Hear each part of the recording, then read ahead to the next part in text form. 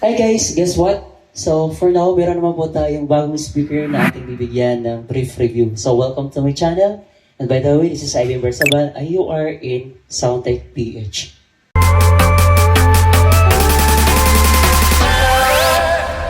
So umpisahan muna natin sa box, sa package inclusion niya.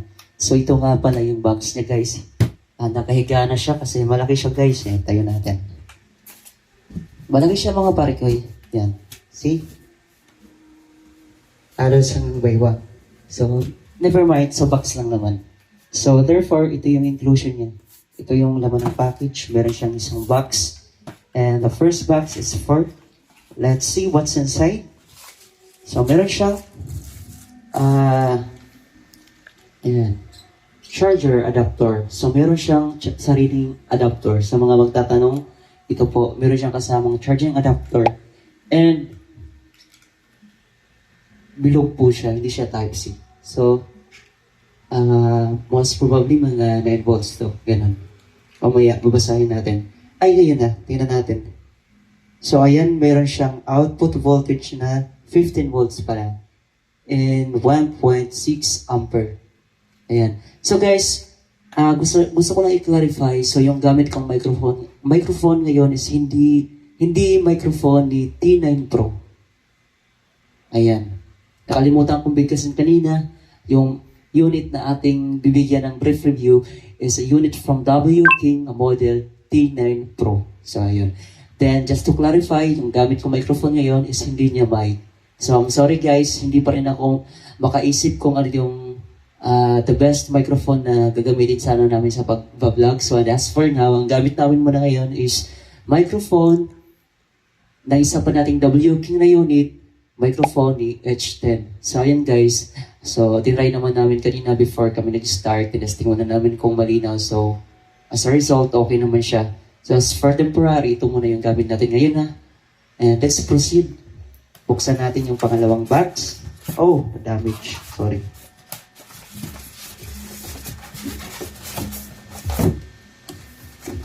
Ayan, ito yung pangalawang box. And then, ibuhos natin kung anong laman. Ayan. So, yun. Yung microphone niya, guys, meron na siyang kasamang pouch. Yan. Parang net lang siya. Yan. Parang mesh na, ano to? Oh, hinilapit na. Ayan. Yung maganda sa kanya, guys, meron siyang kasamang pouch. Yan, bubuksan natin yung laman ng microphone. Yan. So, pag naalala niyo yung microphone ni T9 and T9S and also ni W King D20, so, they have a common style, common design of microphone. Andiyan na yung control ng volume and echo. Ayan. And also, Type-C pa rin siya. Ayan. Para i-recharge mo na lang siya pag once na lobat. Yan. So, meron siyang dalawang mic. Yan. Channel A and Channel B. Yan. Next, we have the remote. So, yung remote control niya, guys, kung mapapansin mo, hindi pa siya translated into alphabet. Ayan. Naka-Chinese pa siya, guys. Ayan. So, mahirapan kang magbasa nito. So, mas maganda pag i-ano mo siya, gamitan mo muna siya ng Google Translator. And of course, kung meron ka namang ibang unit ni W King, they have a similar, they're using similar remote lang din naman. Kasi, chinek ko yung ibang remote ni W King like for H10 and, ano ba? Yung iba pang meron tayo dito na collection ni W King. Pare-parehas lang sila na remote. Just this one, hindi lang talaga siya na-translate. Naka-Chinese character pa siya. Ayan. So, yung remote niya is, yung battery is, ayan, AAA. Maliliit. And, let's see what we have here. So, meron siyang another plastic. And, yung laman ng plastic is meron siyang, of course, 3.5 audio cable para sa auxiliary. Ayan. Next is meron siyang USB Type E to Type C. So ito pala guys, yung gagamitin mo to para sa microphone. Kasi isa lang yung i-connect mo dun sa charging adapter, din yung output niya is dalawa na. Para sabay mo i-charge yung dalawang microphone. Ayan. So, nagka-Y bali siya. Isa yung in and double out. Double type C. Okay? Next, of course, we have the user manual. Ayan. Basahin niyo to guys. Lalong-lalo na sinasabi ko nga kanina, yung mga labeling, yung mga words na nakasulat sa remote, and of course, na-check din natin yung mismong unit. Lahat naka-Chinese pa sa likod guys. So, better use the user manual para maintindihan mo kung yung mga ports sa likod, kung saan siya gamitin, baka mamaya magkabali-baliktad. Okay? Basahin yung user manual. Huwag niyong itapon. Ako lang magtatapon. And the last one we have here, we call this, ayan. So, ito yung resibo guys ng pagkabili natin. And this will serve as your warranty card. So, huwag itong walain guys kasi once nagpa-return refund kayo, though sa online natin to sa online, regardless kung sa online mo man mabili or sa mga physical store, huwag niyong walain itong warranty card kasi ito yung hahanapin nila. Kasi dito nila makikita kung cover pa siya ng warranty or not anymore. So, ayan. So, ayan guys, medyo kung makikita mo, may kamahalan pa yung kuha ko sa kanya. Ang nakalagay dito, total price is 9,999. So, it's 1 peso na lang kulang para mag 10K. Pero guys, dinaan ko kasi siya ng pay later. Binili ko siya sa Blue Up. So, dinaan ko siya sa Lazada pay later. So, kinuha ko siya in installment for 6 months. So, syempre, may interest pa yan. So, umabot siya almost na 12K. Ayun, nakakadismaya guys kasi, syempre, after ko makuha yung unit, so after a week, biglang tumapat ata siya ng 3 or 4, I guess. So, biglang nagmura. Sobrang bumaba siya guys na halos 50%, halos half the price yung nagiging bagong price niya sa market. So, sobrang dismayada ko guys, nakakalungkot kasi, ayan nga, hulugan na, ang mahal pa, tapos biglang sale. Tapos yung iba, malalaki pa yung ipong coins. Diba? So, halos bumaba pa sa kalahati. Yung iba nakabili ng almost 4K plus lang. Samantala yung unit ko, umabot ng 12K. Diba? So, ayun.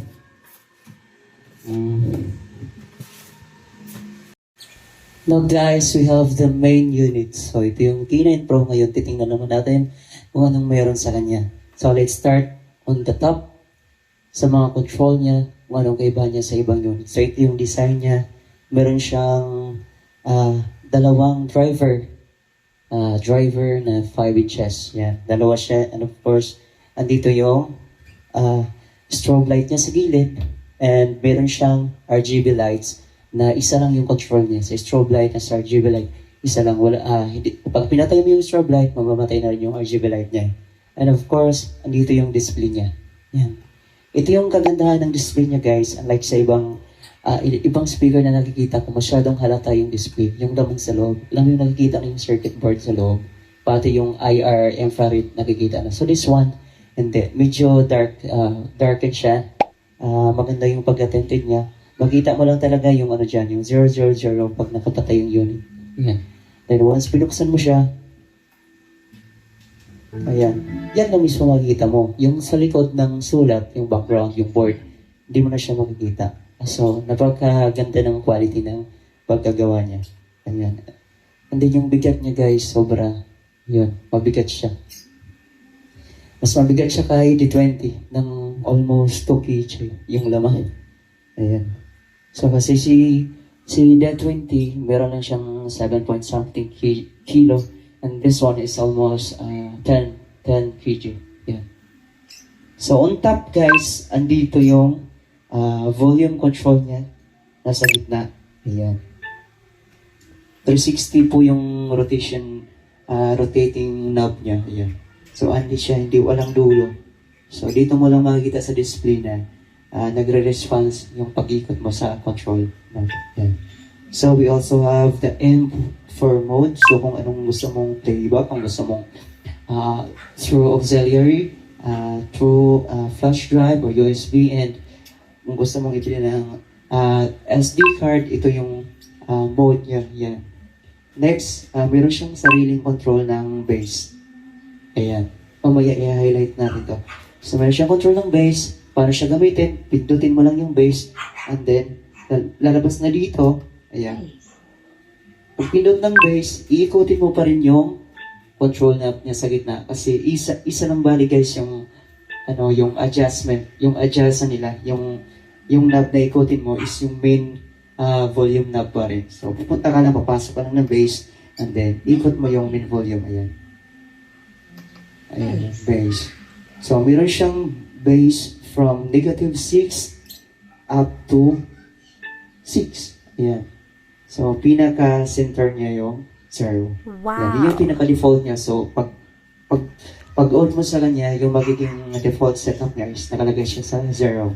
And then, wala siyang icon for treble. So, bali guys, yan dito, bass lang talaga.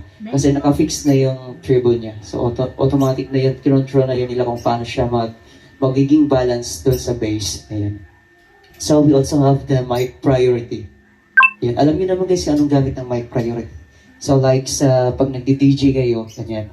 Pag pinindot mo siya, no need na pag magsasalita ka in front of the crowd, or sa live streaming, or sa pag-DJing nga, sabi ko, hindi na kailangan na manually mo kukontrolin mo pa siya manually na or lalakasan. For this one, pag pinindot mo yung mic priority, automatic na siya humihina once magsasalita ka. Ayan. Pag i-off mo naman, pindutin mo lang siya ulit. Ayan. Next, yung control ng ilaw na sinasabi ko. Ayan. Ayan yung mga ilaw niya, guys. Ayan. Hindi natin siya check ng ilaw once hindi siya nagpi-play. So, kailangan muna connected siya sa player or sa music na kailangan nagpi-play muna siya. Once pinatugtog mo siya, doon mo na mapapalit-palit yung doon mo na ma-change yung mode ng light effects niya. Ayan. So, we also have an independent control for guitar. So, ayan. May sariling control siya guys ng guitar. Pindutin mo lang yung guitar and then ikotin mo lang yung volume knob. Ayan. Next, andito yung record button for record. So, pag nag-record ka guys, kailangan gamitan mo siya ng SD card o kaya flash drive. So, hindi siya mag-automatic once pinindot mo yung record icon. Hindi siya automatic magre-record kasi wala siyang memory. Wala siyang SD card na pag-store niya ng record mo. So, ayun. Next, we have the play and pause. Ayan. Play and pause button. Next is next and next track, or the other one is for previous track. Ayan. Para sa ano na yan. Kung ayaw mong magpindot-pindot sa remote, ito ka pumindot. So, of course, gamitin niyo rin yung remote para sa hands-free. Ay, sorry, hindi siya hands-free kasi pipintat ka pa rin eh. So, yan, depende na lang sa iyo kung saan ka komportable. Kung ayaw pumindot dito sa mismo unit, doon ka pumindot sa remote. Ayan. So, the last one, we have the power on, power off button. So, ayan. Hindi siya short press, hindi siya one click. Kailangan mo siyang i-long press. Ayan. Ayan. Yan yung maganda guys sa long press na power on or power off kasi pini-prevent yan nila guys. Like for example, yung unit is paglaruan ng mga bata. Pindot-pindot. So, once yung unit mo is yung naka-program dyan is one click lang mag-on na. Diba? Yun yung pangit. So, pag long press siya, kahit pag pindot-pindot niya ng mga kiddos dyan, hindi siya agad mabubuhay. Wow! So, let's check kung anong meron naman sa likod. So, ayan. Sa likod guys, ito, nakaharang na andito yung, ano tawag dito? T9 Pro 120 watts. So, andito nakalagay yung some specs. Ayan. Wattage niya, battery, capacity. Ayan, nandyan na rin. So, lahat ng kailangan i-highlights na specification niya, andito na guys. Tingnan nyo na lang. Iko-correct ko lang guys ha. Meron pala dito nakalagay. So, yung driver woofer niya, hindi siya 5, it's not 6, but it's 6.5 inches. And also, I forgot to mention the tweeter. So, meron siyang tweeter sa gilid. Ayan, nakalimutan kong sabihin, sorry. Ayan. Meron siyang dalawang tweeter. Ayan, para sa high range. Ayan. Para sa high frequency. So, meron siyang, mapapansin mo sa baba guys, ito yung base diaphragm. So, unlike dun sa ibang compared dun sa ibang unit na meron tayo, so this one, hindi siya gumagamit ng passive radiator. Gumagamit siya na ventilation, ayun, base ventilation or diaphragm. Ayan. And then, dito sa gitna, andito ito pala guys yung hina-highlight nila sa ads na special feature na meron CT9 Pro. Yung meron siyang detachable battery. And then sa magtatanong, of course, sasabihin ko na rin kasi bago natin ito i-vlog, na-check na rin naman natin. So mga nagtatanong, pwede ba daw siyang gamitin while naka-detach yung battery? And the answer is not. So hindi siya gumagana guys, na-try natin siya na tanggalin yung battery, and then isaksak siya or i-charge siya diretso. Hindi siya nabubuhay. So kailangan naka-touch yung battery sa loob.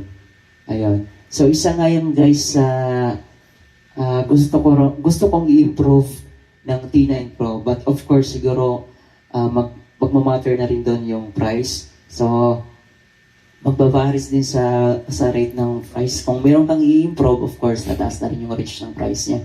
So siguro for guys ang kailangan niyang i-correct in terms sa battery, syempre detachable siya, so dapat maganda doon kung pwede sana siyang gamitin while naka-detach yung battery, or else yung battery guys, lagyan nila ng lagyan nila ng sariling charging port. Yan, like for this one, so tanggalin natin ha. Ayan. Like for this one. So pag halimbawa, bibili ka ng extra battery, paano mo siya i-charge, di ba? So dapat, ang gusto kong idagdag sana dito na kailangan improve ni WO is dapat maglagay sila ng charging port dito mismo sa battery para kahit ginagamit mo yung unit, the other battery or the extra battery, pwede mo siyang i-charge na. Para pag nalupat yung nandun, replace lang, salpak, o diba? Continue yung party-party. So ganyan dapat. So next, we have the multiple inputs here at the back. So first, hindi natin siya guys mababasa kasi nga naka-Chinese siya. So like ang sinasabi ko kanina, naka-Chinese siya. So better use the manual. Again, user manual. Basahin natin siya kasi ang laki na ng silbi niya. Yan. Papakita ko sa inyo, andyan yung guide niya. Asa na yun? Yan. Sa likod guys, may Chinese, and sa kabilang side, andito yung translation. No? See? Yan. And also, sa remote, ganoon din. Yan. Okay. So, meron siyang yung first input niya. This one is for charger. So, dito kayo magsaksak ng charger. Yung pangalawa is yung asa na yun? Monitor. So, pag nagda-live streaming ka, dito may kapit yung 3.5 audio cable para sa monitor. As for monitor. And the next one is for live. Ayan, live. Parehas lang yan sila, guys. So, yung both inputs, these two inputs, same lang yun sila ng function. Magagamit mo yan sa pagla-live mo. And the last one is for auxiliary. Yung sa pinaka last na bilog or na slot, which is katabi siya ng flash drive. Yan po yung sa auxiliary. Ayan guys, huwag niyong kalimutan, itong katabi ng flash drive, ito yung auxiliary. Ayan.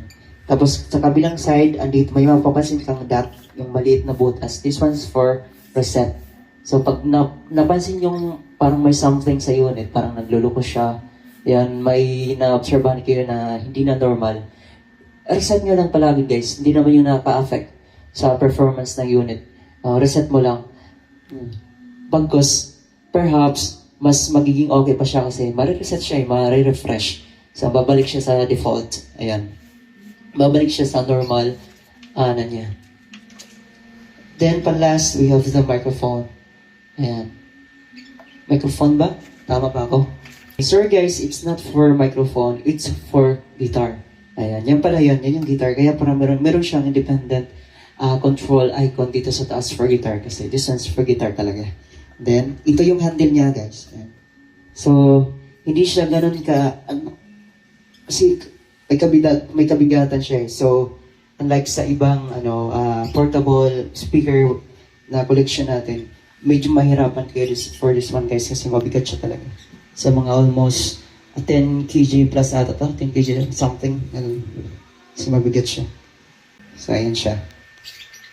So, later on guys, itry naman natin yung sounds quality niya. NCS tayo and also we will try the karaoke. Sa performance ng karaoke, kung maganda pa siya o hindi.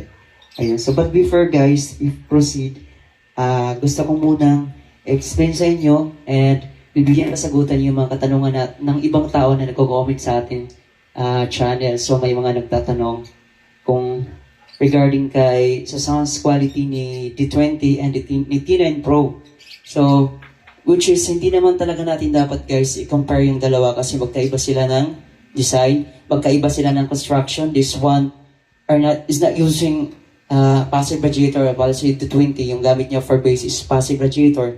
Pero gusto ko lang i-clarify sa inyo guys na kaibahan sa dalawang construction na yan, mas accurate magbigay ng frequency yung isang na gumagamit ng passive radiator. Ayan. Compare dito sa isa na gumagamit ng diaphragm. Ayan. Diaphragm tube. Ayan. Pero ang kagandahan namin to guys, mas malakas siya kasi open siya eh. Mas malakas siya and then at the same time, mas malaya yung tapon niya. Ayan. Ayan. Pero yung gumagamit ng passive radiator, mas sulit. Mas sulit. Mas concrete yung buga ng bass niya. Ayan. Mas accurate. Ayan. Pero ang disadvantage naman siya guys, kung yung construction ng body is, yung bell niya is maliit, baka hindi rin kayanin ng body yung power output ng amplifier na meron sa passive speaker na meron tayo, magkakaroon naman siya ng distortion. Mapapansin mo naman na medyo shaky na yung body and parang distortion na yung naging tunog ng speaker. So yun naman yung disadvantage. So kung gumagamit siya ng passive radiator, mas better kung i-unit na yun. Mas sa akin na nga, mas solid yung bass ni D20. Mas kaya niyang bumaba ng lower frequency pa compare for this one. Kasi mapapakinggan mo siya. So, ngayon guys, wala tayong exact device for testing kung ano talaga yung exact frequency na kaya nilang i-reach.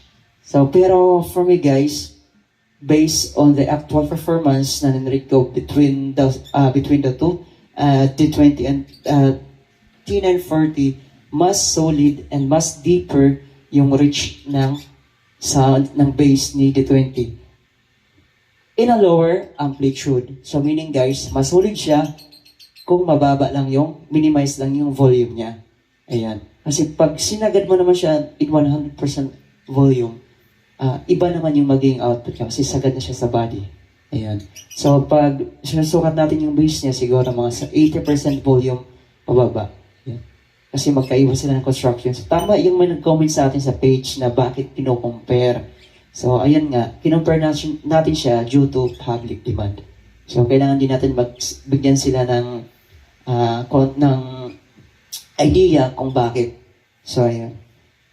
So, ngayon guys, itatry na natin siya. Okay, so mag-start tayo sa karaoke. Ayan. So, for now guys, itry na natin yung karaoke niya. And before we proceed for the karaoke, ipakita ko lang sa inyo na meron tayong special effect for karaoke. Sound mode.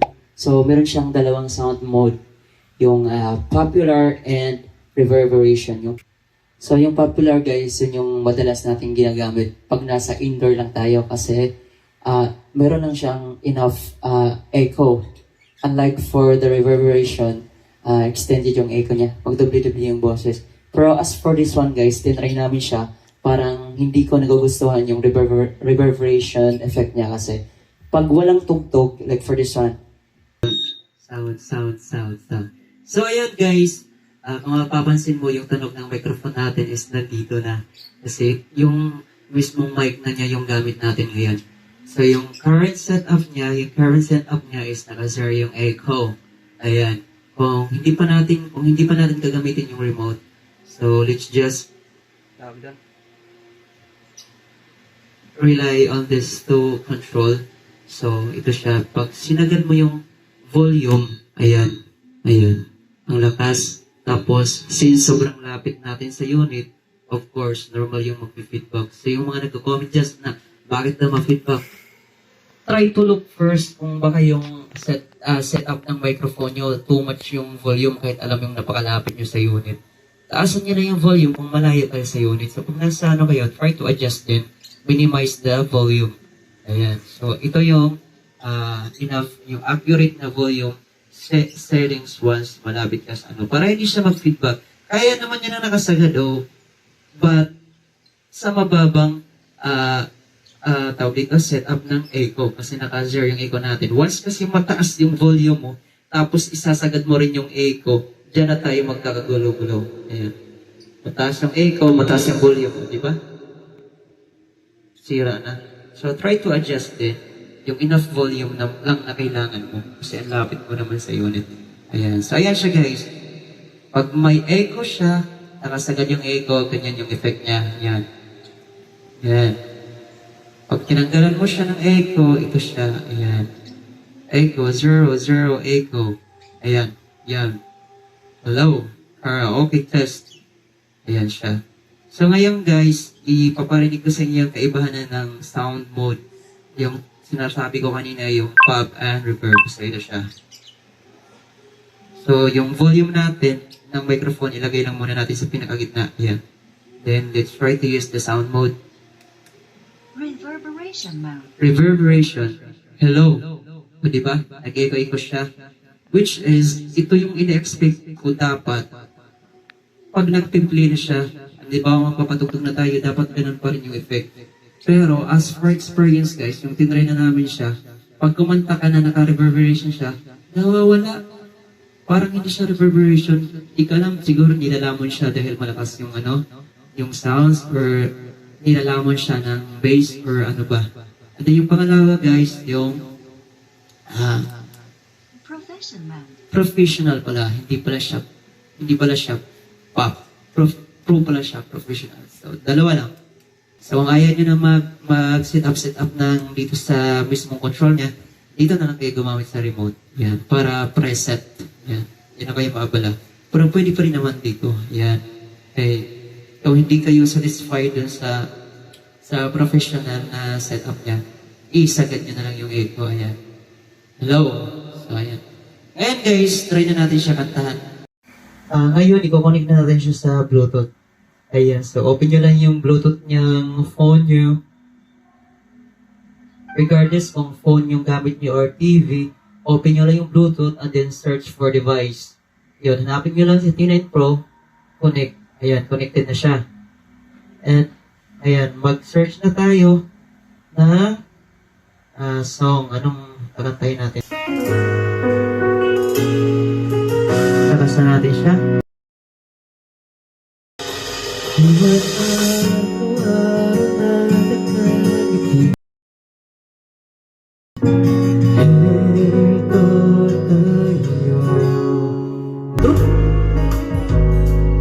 ayan guys, yung quality ng karaoke niya guys, sobrang linis.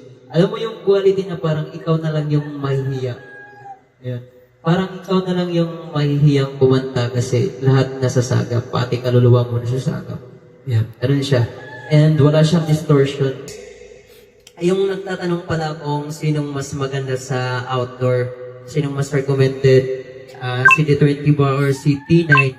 So, hindi hamak guys, mas malakas din talaga si T9 confer kay D20. And then, yung design ni D20 is hindi siya guys, for me, hindi siya, mas maganda si T9 Pro sa outdoor kasi open and wide yung ano niya.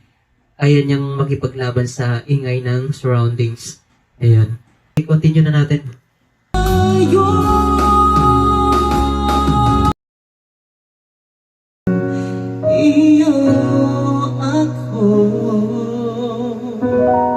So, ayun guys, narinig niyo na yung narinig niyo na yung quality ng karaoke niya. So, ayun, ganun siya guys, kalinis. Ang ganda niya kantahan. And then, ayun. Siguro, maninibago ka lang pag galing ka kay 20 kasi iba rin kasi yung sounds quality ng karaoke ni 20. Iba siya compared dito. Pero, sa tagal mo siyang ginagamit, magugustuhan mo na rin siya. Ayun. Kasi okay din naman siya. Magkaiba lang sila ng konti ng quality. Ayan. So, ayan guys, kung mapapansin mo, hindi natin na demo kanina kung paano yung light effects. So, ngayon, itatry na natin. Ayan. Ayan. Ayan siya. Ayan. Ayan. Ayan pa. Pang-atlo. And pang-apat. So, ayan. Pang-lima. Mamamatay na yan. Ayan. So, wala na siya. So, yung control ng strobe light is sasabay lang siya sa ARGB light. So, ayan guys. So, guys, i-add ko lang pala. Wala siyang sa music. Kung meron tayong sound mode sa karaoke, sa music, dito mismo, wala na. Unlike kay yung naunang, dito, yung T9 lang. Yung T9, meron kasi siyang indoor mode tsaka outdoor mode. Pero wala siyang control ng bass. So, for this one, guys, tinanggal na nila yung indoor mode and outdoor mode na selection. Pinalit nila yung bass para ikaw na mismo mag-customize ng level ng bass na gusto mo. So, ayan. Next, guys, try naman natin yung sa music. Okay na siguro yung isang song lang ng karaoke para hindi tayo maka-copyright. It's up to you na lang, guys. I-try nyo na lang siya. Kung mabili nyo naman siya, mura lang naman siya. So, para ma-experience nyo kung gano'n siya kaganda. Ayan. So, yun, guys, ito-try na natin siya sa NCS. Ayan. And better use your headset or headphone, guys, para mas ma-appreciate natin yung quality ng sounds. Yung setup natin dito, guys, isagad na natin yung volumes. Ito, 30, and then yung bass. Yung bass, ilagay na natin sa... Yung pinakasagad niya is 6, so ilagay lang natin siya sa number 4 para hindi masyadong Ayan, okay na. Main volume. Alright. Ngayon, ipapakita ko na lang sa inyo yung level ng volume. So, let's start with 50%. Ayan. 60%. Diba solid? Then, 80%.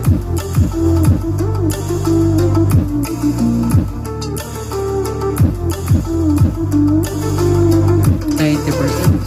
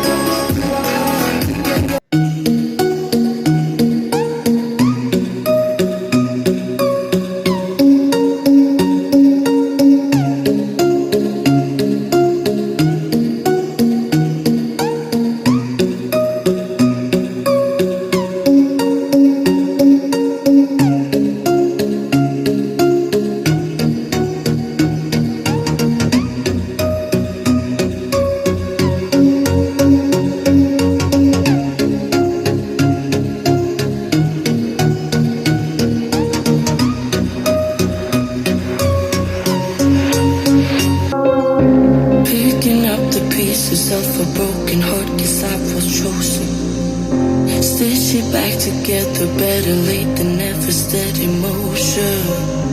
Can't control my fate, but I control all these emotions. I'm not broken, I'm not broken. Already cried my tears enough for an ocean. I've been in the cold rain on my parade. I'm still on my feet and tall like a mountain. I am undefeated, made for the game.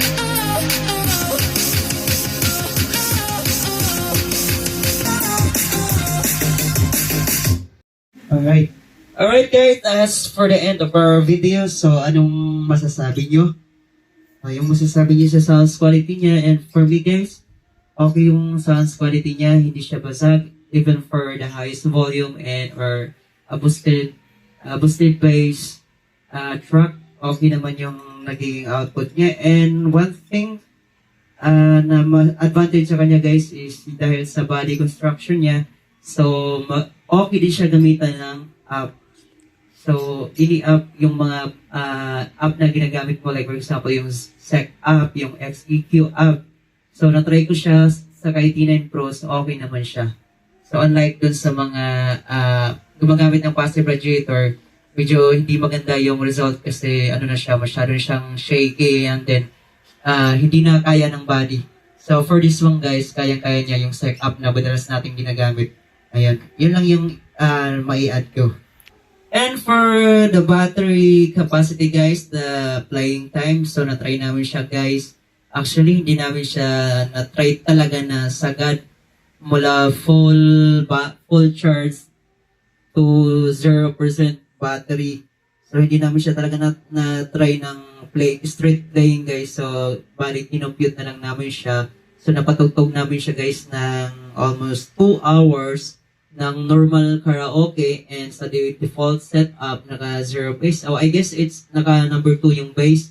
So, in full volume, so, nabawasan siya guys ng 2 bar in 2 hours. So, siguro, kung i-estimate mo siya, for me, aabot siya ng 4 hours. Ayan.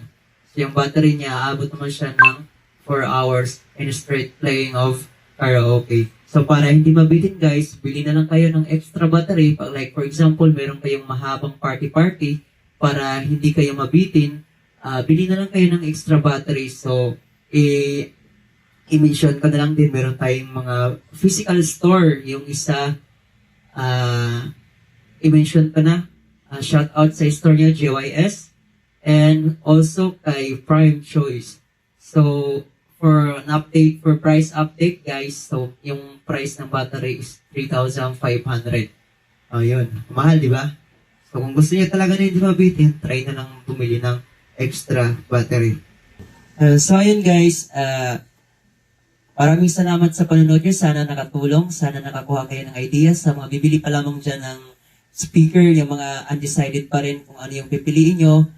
Think twice and piliin nyo lagi guys yung kung ano yung priority nyo. Para hindi kayo maguluhan, focus kayo kung ano yung priority nyo. Kung gusto nyo pang indoor use lang ba or majority sa outdoor nyo gagamitin, and consider the battery and the loudness and the wattage. And I will just try to clarify guys, yung wattage guys, hindi mo siya magagamit as reference for loudness. So, pag sinabi nyo, bakit ang isa mas malakas, mas mababa na wattage? Hindi po sukatan yung wattage para sa loudness. Yung loudness po guys, ang magiging reference mo dyan is yung sensitivity. Gamit yung sound pressure level or yung dB meter. Yan po yung reference para sa loudness. Hindi po siya sa wattage guys. Kasi kung sa wattage, ang dami pong basihan, ang daming susukatin. Ayan, para ma-convert yung wattage. Ayan. So, ayan lamang po guys. Sana may natutunan kayo at maraming salamat sa panonood. Huwag kalimutang i-like ang ating video and i-share na rin guys para mas marami lalawak pa yung coverage ng channel natin guys. And of course, kung may mga katanungan kayo, huwag kalimutang mag-comment. Comment lang sa baba guys. And sa mga hindi pa nakapag-subscribe, please subscribe nyo na rin para magiging updated tayo sa mga susunod na videos namin pang i-upload. And to give you a hint guys, yung sunod namin i-upload, guess what? So, nabalitaan nyo na ba yung bago ngayon, yung 300 watts, Natron Smart? Ayun. So, maybe yun yung sa sunod naming gawa ng video. So yun lamang guys, maraming salamat sa panonood and thank you, God bless, bye-bye.